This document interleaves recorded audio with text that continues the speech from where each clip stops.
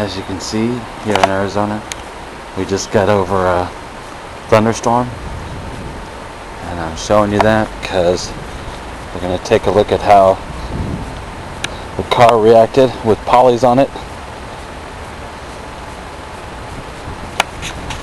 This car has not been touched at all. See the reflection of the clouds? There is not a water spot on this car. It was not inside during the rainstorm. It got drenched. And I cannot believe, look, there's some of the water spots left from the rain.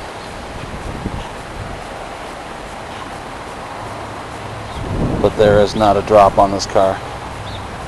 Polly's is an amazing, amazing new car wash. Look at that hood. You can see the clouds perfectly.